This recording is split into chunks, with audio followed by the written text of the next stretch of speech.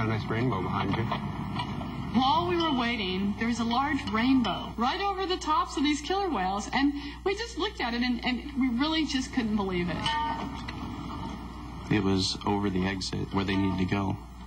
I mean, it's just look up whales, you can see where you need to go here. You know, God's trying to help you a little bit.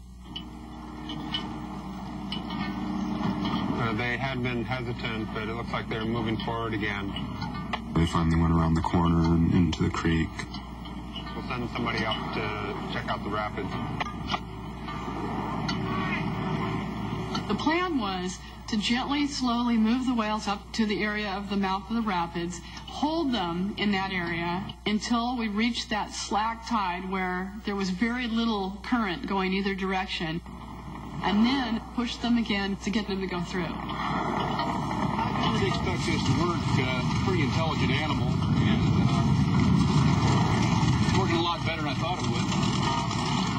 Test will be when they go through the narrows. We're going to be real shallow. I think they sense it, and they probably try their hardest to come back about it.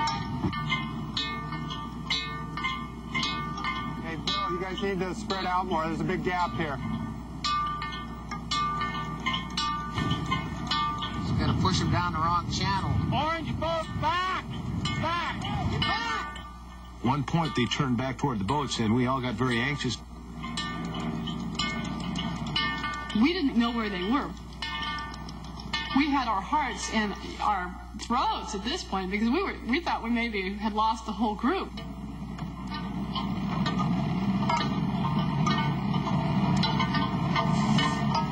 they go.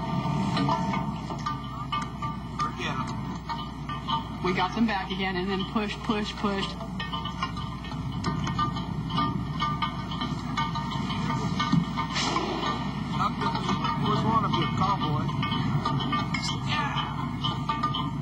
We had them in the mouth of the creek a little bit early. At that point, the kelp forest was very dense. They started to thrash around a bit, slap their tail some. They didn't want to go any farther. We just kept bringing our boats in.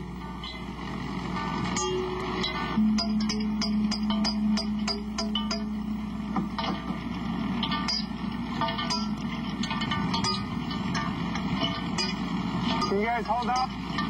Hold on. The whales disappeared.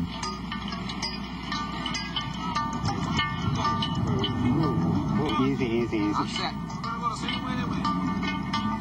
One whale broke through and went on through the kelp forest. Okay, I think somebody's rear end. They're going through. Here we go. And then the other whales followed. It wasn't rapids at all. It wasn't dangerous. It was exactly perfect timing. David had figured out exactly when they needed to go through.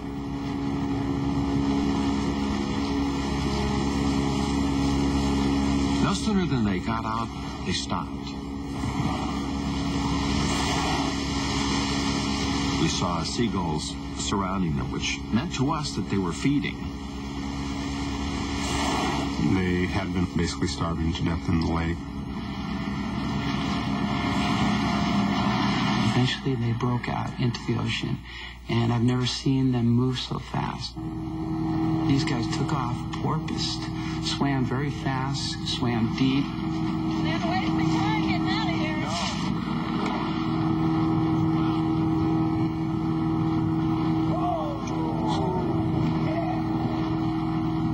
A movie script couldn't have done it any better. It just felt so rewarding, and it seemed so right. You're happy whales, we're happy people. What more can we ask? A beer.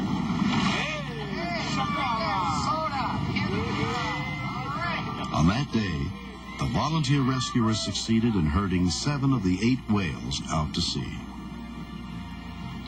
What we saw in all of this was 2 competing marine parks. Corporate America, volunteers, commercial fishermen, all coming together in a real citizen effort to make it happen. Okay, I saw a big smile on the line. Oh, I see. It just went as perfectly as if these people had been driving whales all of their lives. We're going to go bid the whales farewell, get a close-up of them, and then head back. In terms of a life's experience on a scale of 1 to 10, this is definitely a 10. By the next day, the missing whale was found dead. When that juvenile male died, it just brought to light what a dire circumstance these whales were in. If we hadn't gotten those whales out within the next few days, more would have died.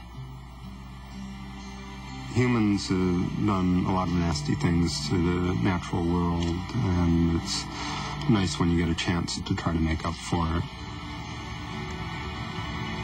You know, I guess you can't save the whole world, but I feel like we've saved a little piece of it at least.